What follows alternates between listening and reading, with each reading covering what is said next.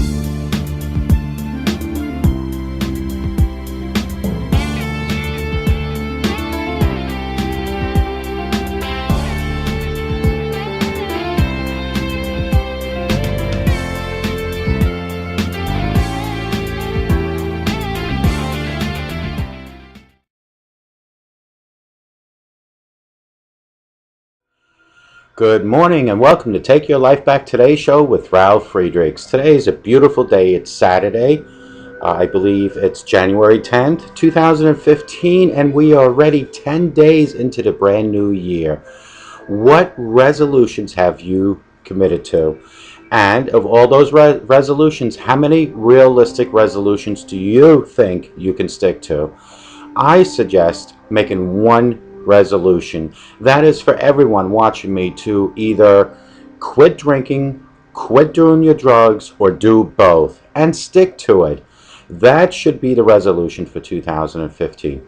Is there such a thing as an alcoholic personality? We're going to discuss that today because I know for a fact from my own experience there is one. First, as always, I want to give a shout out to Dr. Luis Gonzalez from startingpointmn.com. That's startingpointmn.com. Dr. Luis Gonzalez is an addiction recovery coach like I am. He will help you, that's right, you, go from your addiction to your recovery. He will walk hand in hand with you and make sure that today's 24 hours you stay sober and works on tomorrow's 24 hours. He, like myself, will never ever look at your past. We won't talk about your past. That is finished. It's gone. I am concerned about, like he is, about today and tomorrow. Call him at 844-414-8444. That's Dr. Luis Gonzalez at startingpoint.com. I'm going to lower this just a touch. There we go. Also want you to know that he also can turn you into an addiction recovery coach. If you have personality, professionalism, and the passion, and you have some sort of addiction background, whether it's your own addiction or maybe helping a loved one, because let's face it, every person watching in my audience knows someone who has an addiction of some sort to any substance, such as drugs and alcohol. So call him at 844-414-8444 and let Dr. Luis Gonzalez help you take your life back. Also want to give a shout out to globalayeglasses.com. That's www.globalayeglasses.com, where they are focused on saving you money. If you need those reading glasses, or if you need glasses for flying an airplane or even for shooting, they have so many different frames and lenses that are available. They have so many frames, even Elton John would be amazed by some of the styles they have. Again, you can get frames as low as $6, going up to approximately $49. And what those $6 up to $49 include are basic single vision prescription plastic non-coated lenses. But you might say, well, Ralph, I need progressive lenses. They have it. You need polarization. They have it. You need transitional photochromatics. They have it. They have the thinnest lenses available. They have shatterproof lenses available. They have it all. That's at globalayeglasses.com. They are focused on saving you money, and I happen to know this company very well.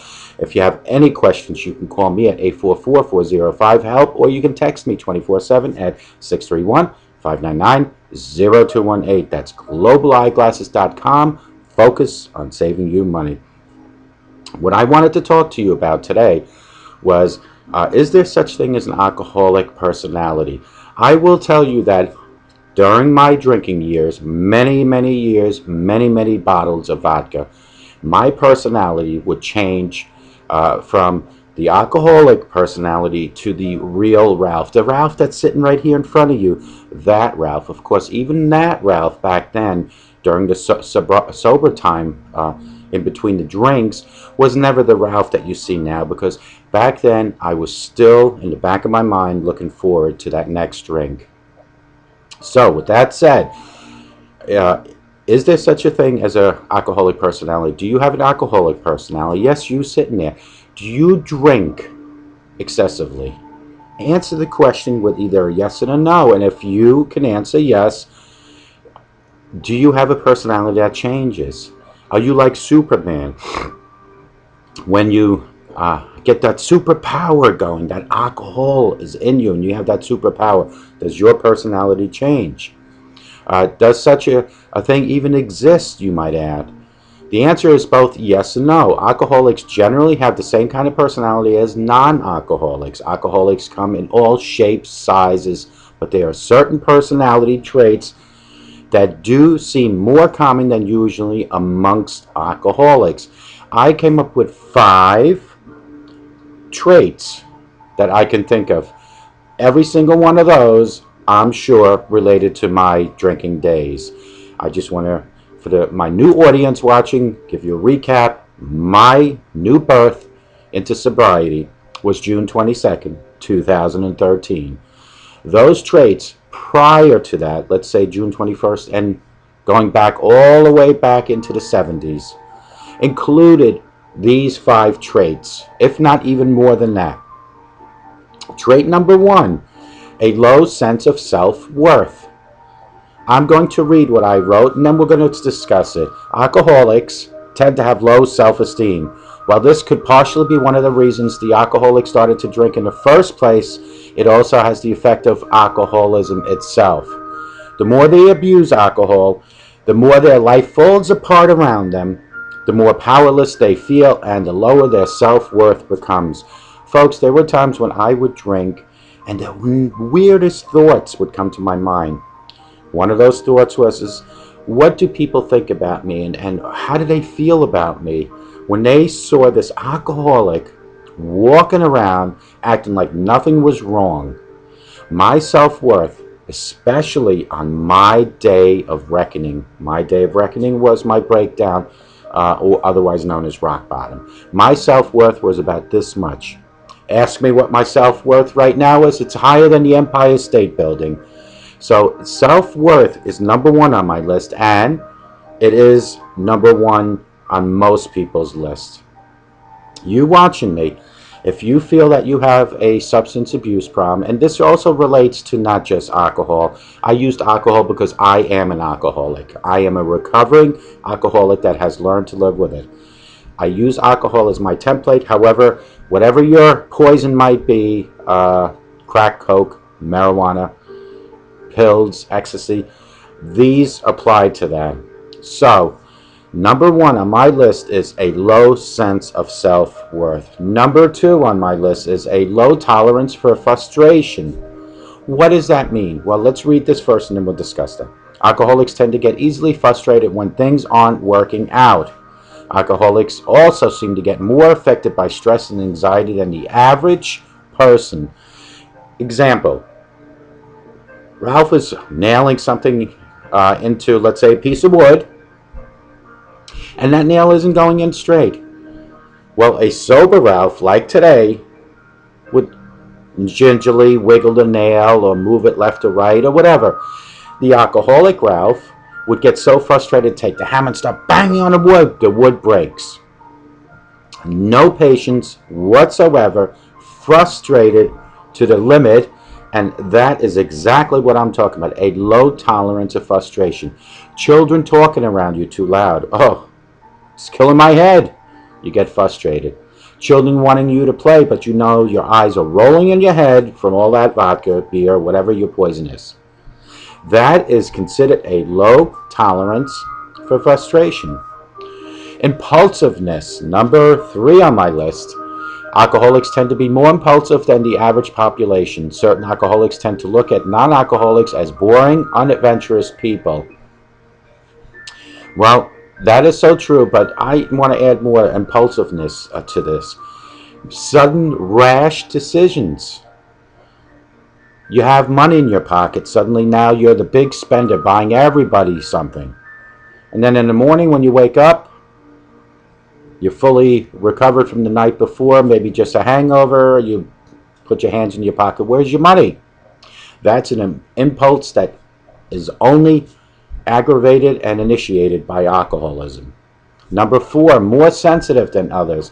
How many times when you folks would drink, suddenly you get that sentimental side of you, the sadness of side of you? Alcoholics tend to be especially sensitive. This means that they usually be more sensitive to rejection. This could be linked to low sense of self-worth. However, this sensitivity also makes many alcoholics brilliant, creative people. Many, many, many great writers, artists, musicians have been afflicted by alcoholism. Alcoholism doesn't come in a certain format, a certain color, certain size. Alcohol and alcoholism could be your mailman, could be your preacher, could be a politician, could be a police officer. Alcoholism is such a disease that it does not have a certain criteria to join its club. It will take anyone who is willing to succumb to it. But it takes people like me and you, strong people, to kick alcoholism to the curb. Number 5, afraid of intimacy. While many alcoholics may be great, gracious, articulate, and charming on the outside, alcoholics tend to be scared of sharing their vulnerabilities with other people. Part of this isolation might arise from the nature of alcoholism itself. The need to hide their drinking, but it probably does go deeper than that. Intimacy can also mean your sexual drives are affected because of alcoholism. Your sexual functions are affected by that. So those 5, and we'll do a recap on it, are my 5 top reasons, or my 5 top items that can affect a personality. You can predict a future alcohol. You can predict future alcoholism based on personality alone. While certain personality traits seem especially common amongst alcoholics, you can't predict if someone is going to become an alcoholic based on alcoholic personality. The characters that seem common amongst alcoholics are also common in general population. They just seem especially common amongst the alcoholics. Yes, if someone has alcoholic parents, they are probably more likely to become alcoholics themselves. However, that might be just as much due to the environment than any inherited genetic or personality traits. At the end of the day, alcoholics come in all personality types. Some alcoholics may be naturally shy and quiet, while others are social butterflies, which I can relate to that. Some are thoughtful and sensitive, while others are sociopaths. Some are adventurous and impulsive, while others are conservative and risk-adverse. Although many researchers have attempted to use personality traits to predict alcoholism, no one has been successful so far. There is very little logic to alcoholism, and predicted future alcoholism is based on personality traits simply doesn't work. There is no profiling of an alcoholic. There are signs of alcoholism and alcoholics, but there is no generic or no template profile. Let's recap. Is there such thing as an alcoholic personality? Do you have an alcoholic personality? Is that a yes or a no? Does it even exist? The answer is both yes and no. Alcoholics generally have the same kind of personalities as non-alcoholics. Alcoholics come in all shapes, sizes, but there are certain personality traits that do seem more common than usually amongst alcoholics. My 5 traits that I picked out was a low sense of self-worth. After you start drinking, you start feeling you're worth nothing, because honestly, the way you're acting, people might even point out that you're an alcoholic, you're nothing but a person that lives in the bottom of a bottle, and your low sense of self-worth arises then. A low tolerance of frustration. You get frustrated so much quicker than when you are sober. I have now the patience to do just about everything. Sure, I am human. Things will still frustrate me. However, it is not the frustration coming because I had to drink and get to a certain point where everything bothers me. Number 3, impulsiveness. Alcoholics tend to be more impulsive than the average population. Certain alcoholics tend to look at non-alcoholics as boring, non-adventurous people.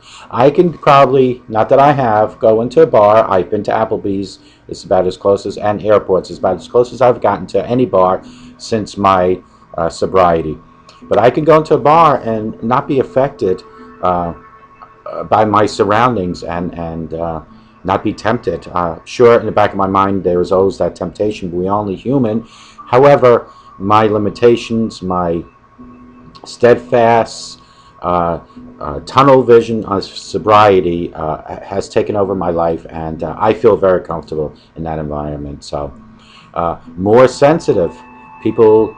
Alcoholics are more sensitive. Alcoholics tend to be especially sensitive. This means that they usually be more sensitive to rejection.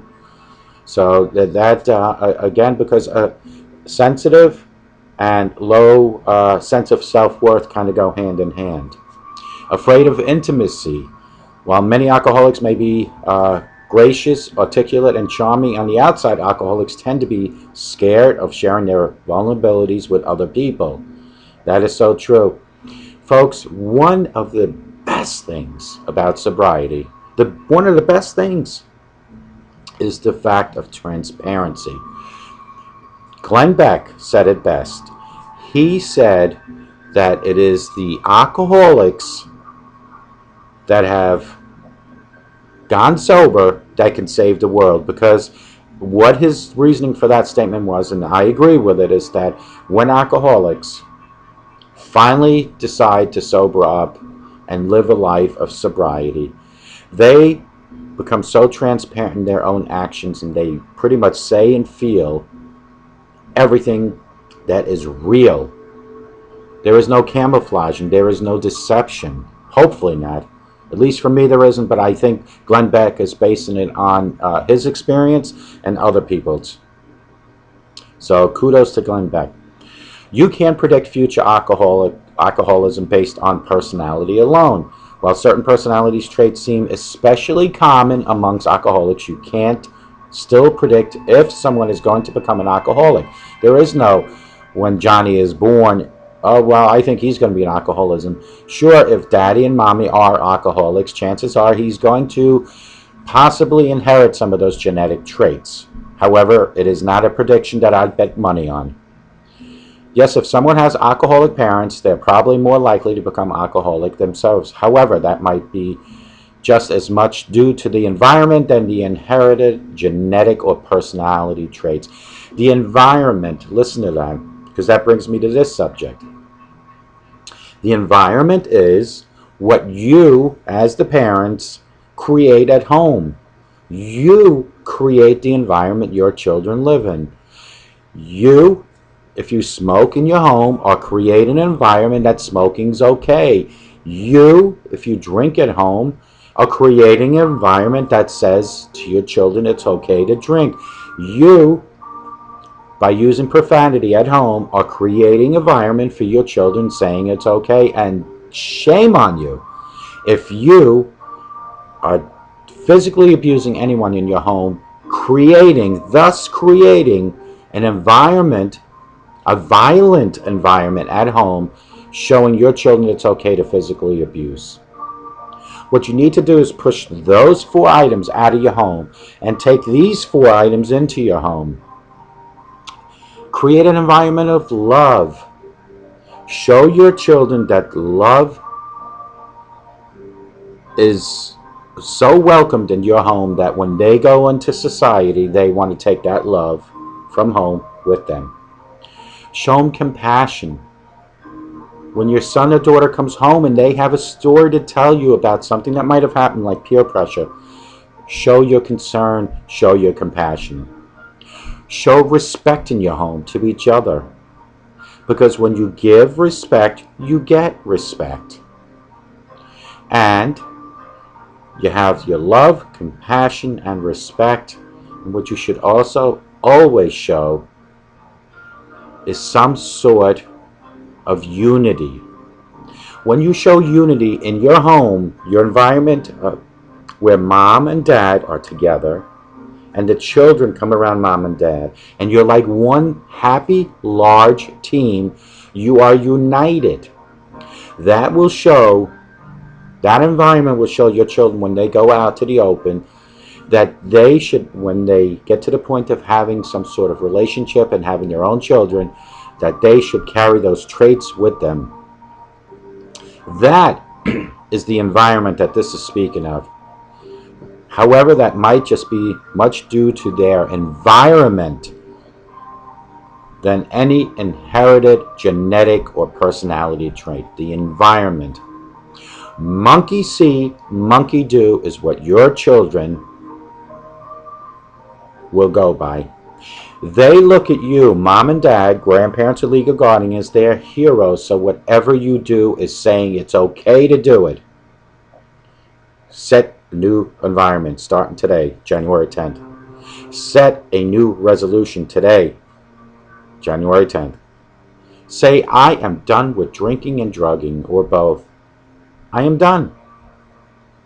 When you stop denying that you have a problem and you accept God as your guider, your director, or as I said in yesterday's video, as the navigator of your life. Your body is your vessel. You, your brain, are the captain of your vessel, your body. Any captain will never take their vessel out to a nasty ocean without navigation. You need Jesus Christ as your navigator to take your vessel out into that ocean. Let God direct and guide you. But you need to do that. You cannot battle alcoholism without including your higher power, without including God. You can have God without alcoholism, sure, that's great. But if your goal is to battle your drug addiction and or alcoholism, you need to include your higher power, in my case, my God. It's plain and simple. Come up with an action plan. Will it be the 12-step program? I have tried the 12-step program. Maybe 4 or 5 times I went to the classes. I just could not sit there for an hour and a half a day, which is not a lot of time, but then go home and not practice recovery in my mind. I came up with this method, which is my own method, which is 16 alternative steps to the 12 steps. That is not out of a book. It is not a formatted, but it is plain and simple to understand. And that is by creating my environment to include 6 to 7 hours daily of recovery rehab. So you might ask, well, how do you do that? You just sit around for 6, 7? No. It is by, when I started, creating different websites and creating videos and a radio show or radio interviews. Because every day when I create this video, it takes preparation in the beginning of knowledge about alcoholism. It takes the video itself to create. It takes editing and publishing afterwards of knowledge about alcoholism and drug abuse. It is my websites that draw people in with their own story. Those are real people with real stories about their substance abuse. And this goes on daily, after day, after day, after day, 7 days a week.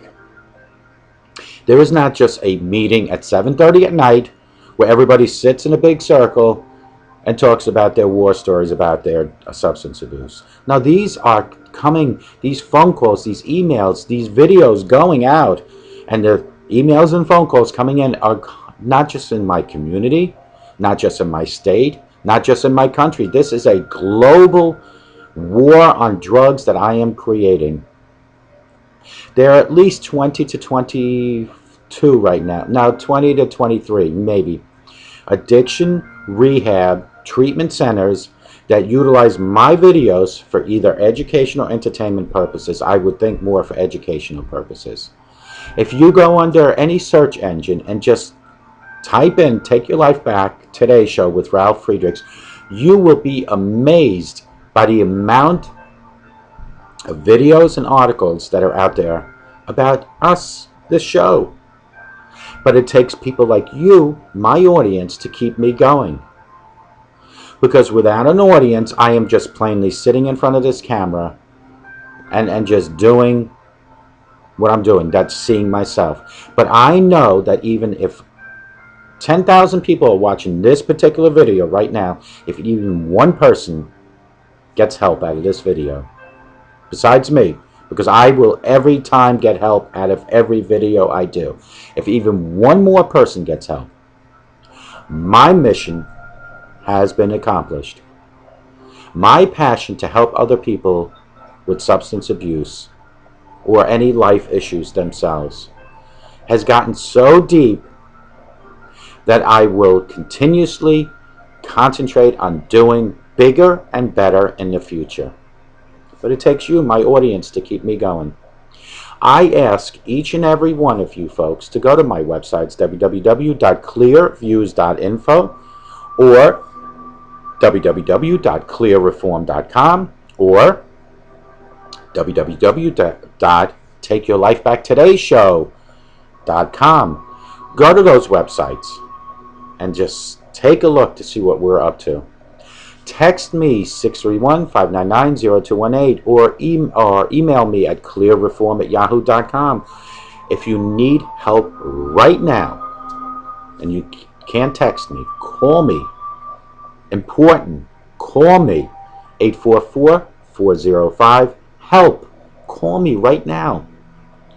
Folks, if you're watching me and you're out in Minnesota or any other place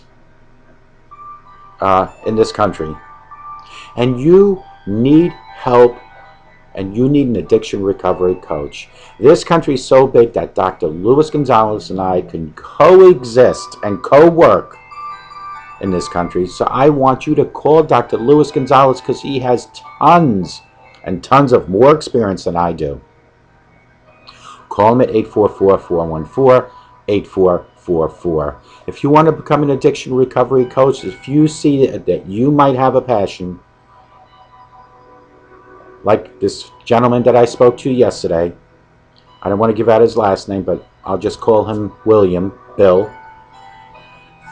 He wants to become an addiction recovery coach, and he just wanted to talk to me about where I went to school for it, which was Starting Point, and Dr. Luis Gonzalez was my professor.